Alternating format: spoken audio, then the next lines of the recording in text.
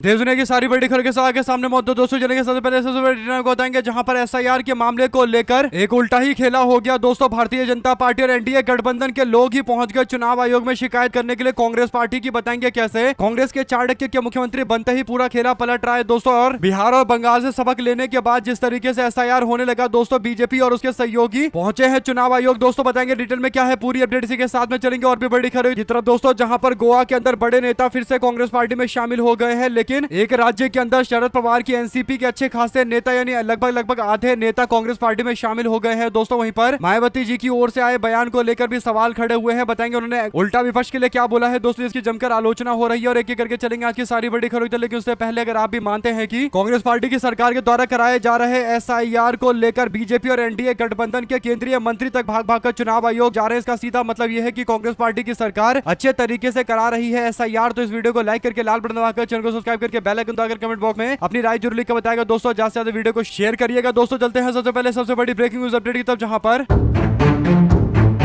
Special intensive revision यानी SIR को लेकर सत्ता पक्ष और विपक्ष एक दूसरे के आमने सामने आ गया है दोस्तों। बीजेपी के जो केंद्रीय मंत्री हैं वे सब लोग इकट्ठा होकर पहुंच गए चुनाव आयोग के दफ्तर में कर्नाटका के अंदर दोस्तों, और आरोप लगाने लगे कि कांग्रेस पार्टी की सरकार कर्नाटका के अंदर अच्छे से एसआईआर नहीं करवा रही है। आपको बता दें कि एनडीए गठबंधन के लोग कांग्रेस पार्टी पर आरोप लगा रहे हैं कि उनकी सरकार और कांग्रेस के चाणक्य कहे जाने वाले मुख्यमंत्री डीके शिव कुमार इस तरीके से एसआईआर करवा रहे हैं कि इसका फायदा केवल कांग्रेस पार्टी को होगा और विपक्ष को यानी एनडीए गठबंधन को यहां पर राज्य के अंदर भारी स्तर पर नुकसान होगा दोस्तों। और एनडीए गठबंधन का प्रतिनिधि मंडल मुख्य निर्वाचन अधिकारी वी अनबू कुमार से मुलाकात करने के लिए पहुंचा दोस्तों। जो औपचारिक शिकायत थी उसे सौंप दिया गया और एनडीए नेताओं ने आरोप लगाया कि मतदाता सूची के संशोधन में जुटे अधिकारी स्वीकृत नियमों और दिशा निर्देशों का पालन नहीं कर रहे हैं, अनदेखी कर रहे हैं। और दावा किया गया कि जो बीएलओ है यानी जो बूथ स्तर के अधिकारी है उनको घर घर जाकर डोर टू डोर वेरिफिकेशन यानी सत्यापन करना है, लेकिन ये लोग निर्देश का पालन नहीं कर रहे। ये लोग घर घर जाने की बजाय समुदाय भवनों और मस्जिदों और बीएलओ के निजी आवासों पर घर पर मतदाता फॉर्म भरे जा रहे हैं। इसके लिए बाकायदा व्हाट्सएप ग्रुप बनाकर लोगों को इन जगह पर आने के लिए प्रेरित किया जा रहा है, जो कि निर्वाचन आयोग के नियमों का सीधा सीधा उल्लंघन है। और विपक्षी दलों ने कांग्रेस पार्टी सरकार पर आरोप लगाया कि इन सामूहिक नामांकन शिविरों के जरिए अवैध प्रवासियों जैसे बांग्लादेशी प्रवासियों के नाम मतदाता सूची से जुड़वाने का काम कर रही है। उन्होंने अपने दावे के समर्थन में कुछ वीडियो भी जारी किए हैं दोस्तों। ऐसे में कांग्रेस पार्टी सरकार द्वारा जब सही से एसआईआर कराया जा रहे तो बीजेपी वालों को दिक्कतें होने लगी है। इस पर कांग्रेस पार्टी के नेताओं ने प्रतिक्रिया दी है दोस्तों। मुख्यमंत्री डीके शिव कुमार से लेकर प्रभारी सुरजेवाला ने कहा कि स्पेशल इंटेंसिव रिवीजन बहुत अच्छे तरीके से यहां पर हो रहा है। बिहार के अंदर 47 लाख लोगों के नाम हटाए गए तब इनको कुछ नजर नहीं आ रहा था, और बंगाल में 84 लाख लोगों के नाम हटाए गए तब इनको कोई दिक्कत नहीं थी। और अब ये कर्नाटका को लेकर आरोप लगा रहे हैं और रोना रो रहे हैं। इस पर डीके शिव कुमार ने भी आरोपों को खारिज करते हुए कहा कि सरकार एसआईआर में कोई दखल नहीं दे रही है, ये इलेक्शन कमीशन ऑफ इंडिया की प्रक्रिया है और विपक्ष घबराया हुआ है, यानी एनडीए गठबंधन के लोग घबराए हुए हैं क्योंकि सरकार गरीबों और अल्पसंख्यकों को जागरूक कर रही है ताकि उनका वोट ना कटे। उन्होंने एनडीए पर उल्टा आरोप लगाया कि गरीबों और अल्पसंख्यक समाज के लोगों के वोट के अधिकार छीनने की जो इनकी साजिश है उसको हम कर्नाटका में सफल नहीं होने दे रहे हैं, इसीलिए ये लोग भड़कते हुए पहुंच रहे हैं चुनाव आयोग। ऐसे में दोस्तों मुख्यमंत्री भी इस पूरे मामले को लेकर फायर मोड में दिखाई दे रहे हैं, यानी निशाना साधने से पीछे नहीं हट रहे। और दूसरा ये देखेंगे कि सुरजेवाला भी डंके की चोट पर बोल रहे हैं कि एसआईआर एकदम सही तरीके से हो रहा है। तो इसका मतलब एनडीए गठबंधन के नेता चाहे मोदी सरकार के मंत्री एचडी कुमारस्वामी हो या बीजेपी के नेता येदियुरप्पा के बेटे यतींद्र येदियुरप्पा हो, सबके सब जितना चाहे उतना रो सकते हैं, लेकिन कांग्रेस पार्टी एसआईआर एकदम सही तरीके से कर्नाटका के अंदर करवा रही है और ये एक उदाहरण बनकर देश के लिए सामने आएगा दोस्तों। अगर आप भी मानते हैं कि बंगाल में जिस तरीके से बीजेपी ने एसआईआर कराया, भाजपा के पास कोई अधिकार नहीं है कि वो कांग्रेस पर आरोप लगा दे। ऐसे में दो शब्द जरूर लिखकर बताएगा दोस्तों। अगर आप भी मानते हैं कि बीजेपी वाले अगर भागकर चुनाव आयोग के दफ्तर जा रहे हैं तो इसका मतलब सब कुछ सही हो रहा है, तो लिखकर जरूर बताएगा। साथ साथ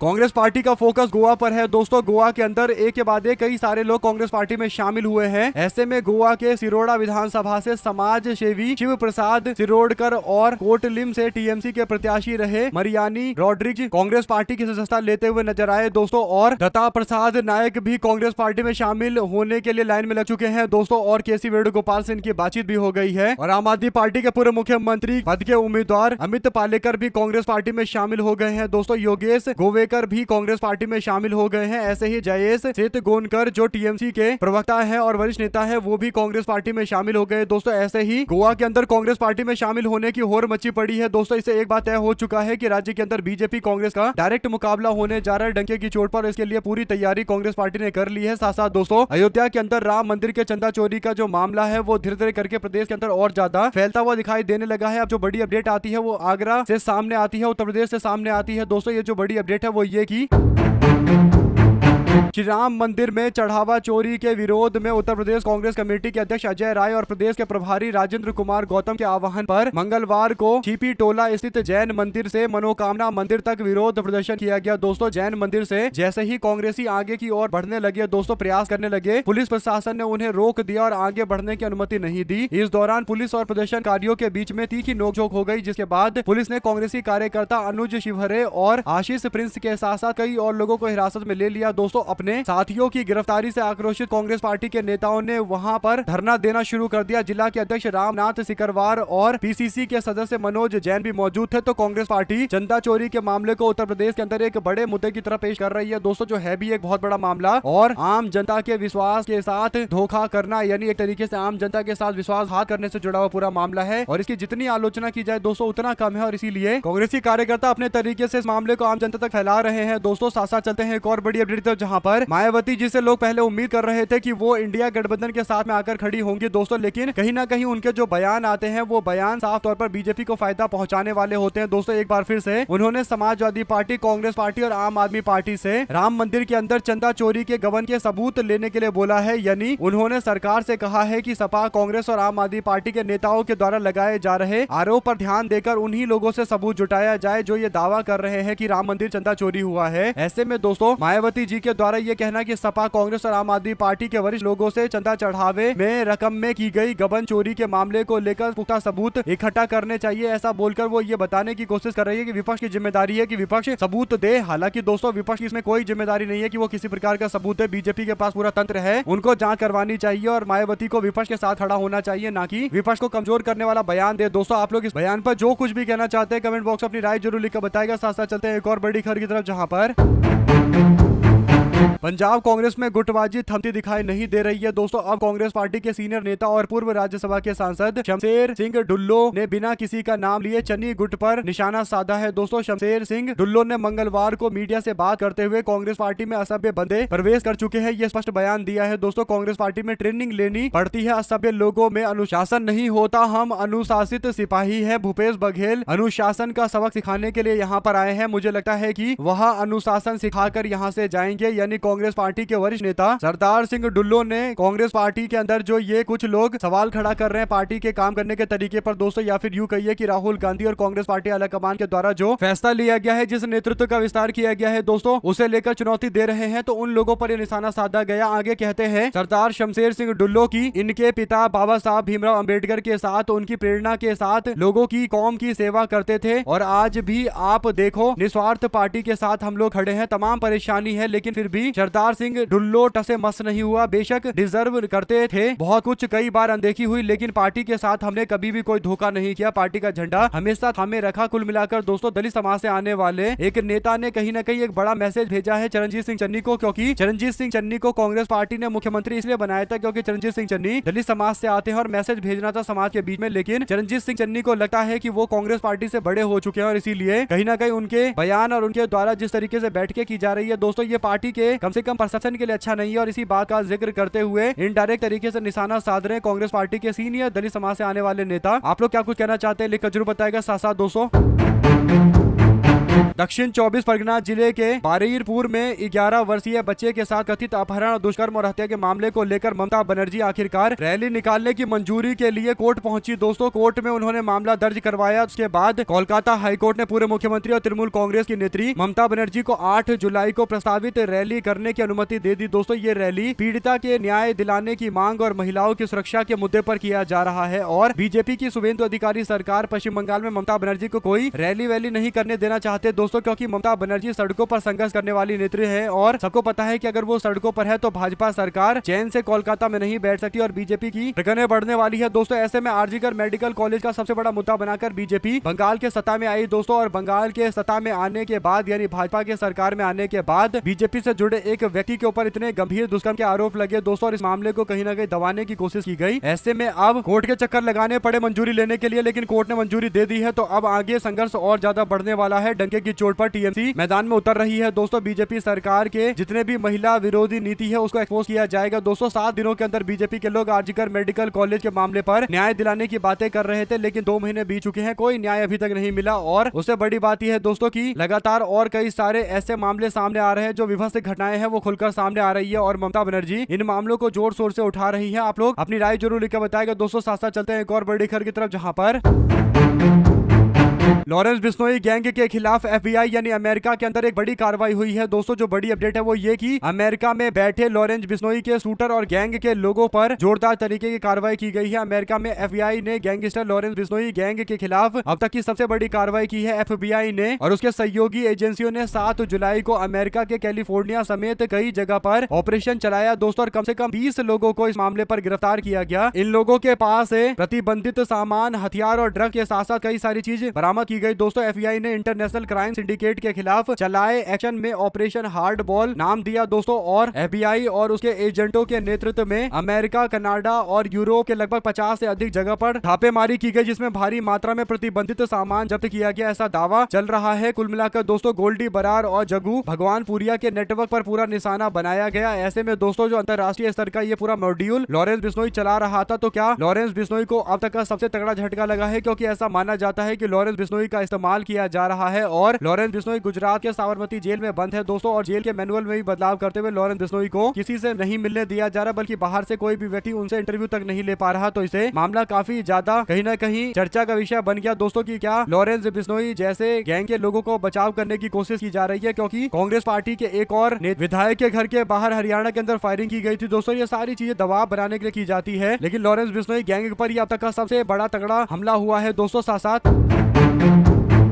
राम मंदिर के दान पात्र से चढ़ावा चोरी के मामले में श्री राम जन्मभूमि तीर्थ क्षेत्र ट्रस्ट के पूर्व महासचिव चंपत राय ने पहली बार अपनी चुप्पी तोड़ी है दोस्तों। ट्रस्ट की बैठक में उनका इस्तीफा स्वीकार किए जाने के एक दिन के बाद मंगलवार को उन्होंने राम भक्तों के नाम पर एक पत्र जारी करते हुए अपनी बात रखी है दोस्तों। चंपत राय ने 7 जून 2026 को राम मंदिर परिसर में दान पत्र की गणना के दौरान या दान पात्र की गणना के दौरान हुए चोरी की घटना के बाद तरह तरह की चर्चाओं को लेकर उन पर व्यक्तिगत रूप से अनेक आरोप लगाए जाने को लेकर कहा कि ये सारे आरोप निराधार है, और इन्हीं कारण से अब तक मौन उन्होंने धारण किया हुआ था। उन्होंने 6 जुलाई को हुई ट्रस्ट की बैठक में एसआईटी की प्रारंभिक रिपोर्ट प्रस्तुत की, जो अब सार्वजनिक हो चुकी है। हालांकि ये रिपोर्ट परम गोपनीय मानी गई। उन्होंने राम भक्त को आश्वस्त करते हुए कहा कि एसआईटी की अंतिम रिपोर्ट आने के बाद उनके खिलाफ लगाए गए सभी आरोपों और उठाए गए बिंदु पर क्रमवार जवाब देंगे। उनका दावा है कि अंतिम रिपोर्ट आने के बाद पूरे सच को सामने आने के बाद जवाब दिया जाएगा। ऐसे में दोस्तों आप लोग जो कुछ भी कहना चाहते हैं अपनी राय जरूर लिखकर बताएगा। साथ साथ चलते हैं एक और बड़ी अपडेट की तरफ, जहां पर मध्य प्रदेश के पूर्व मुख्यमंत्री और कांग्रेस पार्टी के नेता दिग्विजय सिंह ने अपने भविष्य की सियासत और जीवन की दिशा को लेकर एक चौंकाने वाला बयान दिया है दोस्तों। दिग्विजय सिंह ने स्पष्ट संकेत दिया है, बल्कि ऐलान नहीं कर दिया है कि भविष्य की सियासत और जीवन की उनकी क्या दिशा होगी दोस्तों। उन्होंने चौंकाने वाला बयान देते हुए दिग्विजय सिंह ने स्पष्ट संकेत दे दिया है कि वो सक्रिय चुनावी राजनीति से धीरे धीरे करके दूरी बना रहे हैं। उनका पूरा ध्यान कर्म और धर्म पर लग गया है, अध्यात्म पर लग गया है। उन्होंने अपनी यात्रा का ऐलान करते हुए कहा कि वो पूरी तरीके से अब धार्मिक हो गए हैं, इसमें राजनीति का कोई स्थान नहीं होगा। राज्यसभा में भी उन्होंने यही कहा था दोस्तों, किसी और को मौका मुझे देना चाहिए, इसीलिए मैं फैसला ले रहा हूं कि मैं राजनीति से दूरी बनाऊंगा। मैं 80 साल का हो गया हूं, मेरे पार्टी ने मुझे सब कुछ दिया है। मैं सांसद रहा, विधायक रहा, सूबे का मुख्यमंत्री रहा, केंद्र में मंत्री रहा, अब मेरी कोई व्यक्तिगत महत्वाकांक्षा नहीं है। उन्होंने खुलासा किया और कहा कि हाल ही में राज्यसभा के चुनाव में खुद संगठन से उन्होंने कहा था कि अब मेरी जगह पर किसी नए चेहरे को मौका देना चाहिए। 2 अक्टूबर की जगह दशहरे पर शुरू यात्रा होगी। दिग्विजय सिंह ने अपनी इस आगामी धार्मिक यात्रा की रूपरेखा और तारीखों में बदलाव को लेकर कई महत्वपूर्ण बातें साझा की है दोस्तों। पहले ये यात्रा 2 अक्टूबर से शुरू हुई थी, लेकिन अब इसे बदलकर दशहरे यानी विजयदशमी के पावन पर्व से शुरू करने का निर्णय लिया गया है। आप लोग इस पर क्या राय देना चाहते हैं दोस्तों, लिखकर जरूर बताएगा। साथ साथ चलते हैं एक और बड़ी अपडेट की तरफ, जहां पर उत्तर प्रदेश में कांग्रेस पार्टी का बड़ा संदेश। दोस्तों, उत्तर प्रदेश में आगामी विधानसभा चुनाव से पहले कांग्रेस पार्टी ने अभी से कमर कस के मैदान में उतरने की तैयारी कर ली है। दोस्तों, उत्तर प्रदेश कांग्रेस के प्रभारी ने कई नेताओं को पार्टी में शामिल कराया है। दोस्तों, एनसीपी शरद पवार की पार्टी के उत्तर प्रदेश के उपाध्यक्ष बलविंदर सिंह, एनसीपी अजीत पवार अनुसूचित जाति विभाग के राष्ट्रीय संयोजक विजेंद्र वाल्मीकि और न्यायिक सेवा संगठन के अध्यक्ष धनंजय पासी ने अपने सैकड़ों समर्थकों के साथ कांग्रेस पार्टी का हाथ थाम लिया है। दोस्तों, कांग्रेस पार्टी उत्तर प्रदेश में कितना सफल हो पाएगी ये तो कह पाना बहुत मुश्किल है, यानी जल्दबाजी होगी, लेकिन इसकी तैयारी पूरी हो चुकी है। आप लोग इस पर क्या प्रतिक्रिया देना चाहते हैं लिखकर जरूर बताएगा। साथ साथ चलते हैं एक और बड़ी अपडेट की तरफ दोस्तों, जहां पर बंगाल के अंदर बीजेपी सरकार की सफलता विपक्ष की खरीद फरोख्त तक सीमित हो रखी है। अभिषेक बनर्जी ने इस पर 2 महीने पर तंज कसा। दोस्तों, अभिषेक बनर्जी ने बंगाल में बीजेपी की डबल इंजन सरकार के 2 महीना पूरा होने पर अपनी बात रखते हुए जवाब देते हुए कहा कि इन लोगों की 15 उपलब्धियों का ब्यौरा देते हुए कि पिछले 2 महीनों में इन्होंने राज्य के अंदर 14 से ज्यादा दुष्कर्म की घटना दर्ज कराई है, जिसमें नाबालिग से जुड़े ज्यादातर मामले शामिल हो। इसके बाद बीजेपी पर उन्होंने निशाना साधते हुए कहा कि भारतीय जनता पार्टी के शासनकाल के अंदर केवल 2 महीने में एक काम हुआ है और वो है खरीद फरोख्त। केवल इन्होंने विधायक तोड़े हैं, सांसद तोड़े हैं और नेता विपक्ष के साथ खिलवाड़ करा है, तो यही काम इनका हुआ है 2 महीने के अंदर। तो हर महीने बीजेपी के पूरा होने पर प्रतिक्रिया सामने आएगी दोस्तों। और जिस तरीके से टीएमसी एक बार फिर से एक्टिव हो गई है दोस्तों, कह सकते हैं कि टीएमसी कहीं ना कहीं इस मामले पर कोशिश कर रही है कि बीजेपी को शुरू से ही घेरा जाए और भारतीय जनता पार्टी की नीति यानी जो कहकर ये सरकार में आए थे और जो कर रहे हैं उसमें काफी अंतर है और ये अंतर देश दुनिया को दिखाना चाहिए। साथ साथ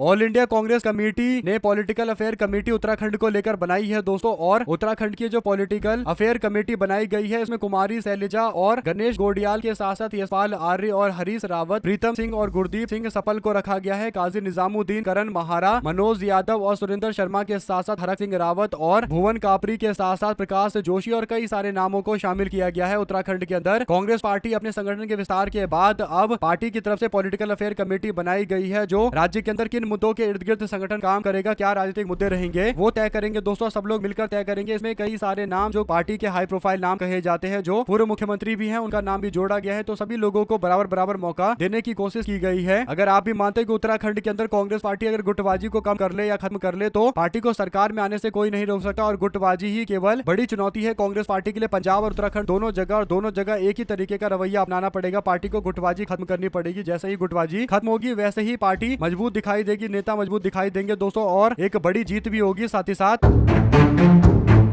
उत्तराखंड के प्रसिद्ध बद्रीनाथ धाम में चढ़ावे और दान के प्रबंधन में कथित अनियमितता के सोशल मीडिया पर सामने आने पर आरोपों की जांच के लिए गठित 4 सदस्यीय टीम ने अपनी पड़ताल शुरू कर दी है दोस्तों। एक वरिष्ठ अधिकारी ने बताया कि श्री बद्रीनाथ केदारनाथ मंदिर समिति यानी BKTC के वरिष्ठ अधिकारी जांच समिति ने अपनी जांच शुरू कर दी है। समिति सीसीटीवी फुटेज सहित उपलब्ध सभी साक्ष्यों की जाँच और संबंधित व्यक्तियों के बयान लेने के बाद अपनी विस्तृत रिपोर्ट पेश करेगी दोस्तों। अधिकारियों ने बताया कि समिति मंदिर परिसर में लगे सीसीटीवी कैमरों की फुटेज खंगालेगी ताकि आरोपों की सत्यता सामने आ सके। कुछ दिनों में सारी तस्वीरें साफ हो जाएगी और सच सामने आ जाएगा। मंदिर समिति के आरोपों को बेहद गंभीरता से लिया और दोषी पाए जाने पर लोगों के खिलाफ सख्त कार्रवाई की जाएगी। जांच समिति ने अपना काम शुरू कर दिया है। सप्ताह भर से लेकर लगभग 10 दिन के बीच उसकी रिपोर्ट आ जाएगी। जैसे ही प्रारंभिक रिपोर्ट मिलेगी, दोषी पाए जाने वाले लोगों के खिलाफ सख्त कार्रवाई की जाएगी। मीडिया पर लगाए गए आरोपों के बाद समिति ने पिछले सप्ताह जांच समिति का गठन किया था दोस्तों। उत्तर प्रदेश के अयोध्या स्थित राम मंदिर के चढ़ावे की कथित चोरी के आरोप के बाद अब बद्रीनाथ धाम में भी ऐसे आरोप सामने आए हैं। कांग्रेस पार्टी ने पुष्कर सिंह धामी सरकार को लेकर कई तरीके के सवाल खड़े किए हैं दोस्तों। इसी के साथ में चलते हैं एक और बड़ी अपडेट की तरफ, जहां पर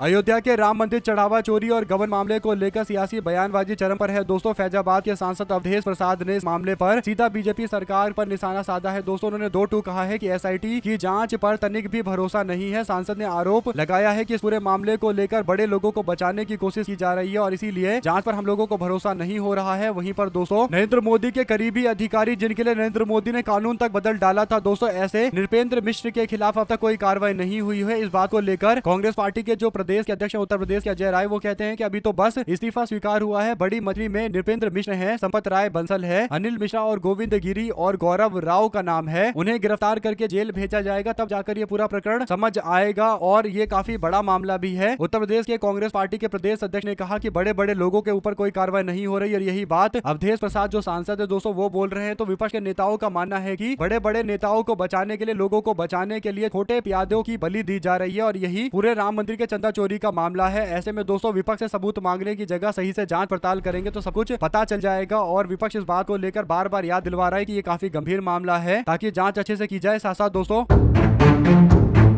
पंजाब कांग्रेस के प्रभारी भूपेश बघेल और सह प्रभारी सूरज ठाकुर ने पंजाब कांग्रेस के नेताओं के संग एक बैठक की। दोस्तों प्रदेश के अध्यक्ष राजा बरार और वर्किंग प्रेसिडेंट विजय सिंगला बैठक में मौजूद रहे, ये रिपोर्ट दी गई है। और इस पर आप लोग क्या कुछ प्रतिक्रिया देना चाहते हैं दोस्तों, अपनी राय जरूर लेकर बताएगा। साथ साथ चलते हैं एक और बड़ी खबर की तरफ, जहां पर अखिलेश यादव से पत्रकार ने सवाल पूछा कि सर, निशिकांत दुबे ने आरोप लगाया कि टिन्नू यादव आपके संपर्क में था। इस पर अखिलेश कहते हैं कि इस पर तो एफआईआर दर्ज करा दी गई है हमारी पार्टी के द्वारा। जितना भी झूठ प्रचार इन लोगों का करना है, ये लोग करने की कोशिश करें, हम अपनी तरीके से अपने स्तर पर इन लोगों के खिलाफ एफआईआर दर्ज कराएंगे। ऐसे में दोस्तों अगर आप लोग को भी खबर अच्छी लगी हो तो इस वीडियो को लाइक करके लाल बटन दबाकर चैनल को सब्सक्राइब करके बेल आइकन दबाकर कमेंट बॉक्स में अपनी राय जरूर लिखकर बताएगा। हमारे साथ लगातार जुड़े रहेंगे सभी दोस्तों भाइयों बहन मित्रों का बहुत बहुत धन्यवाद। देख रहे थे आपका चैनल जय हिंद जय भारत। वीडियो को शेयर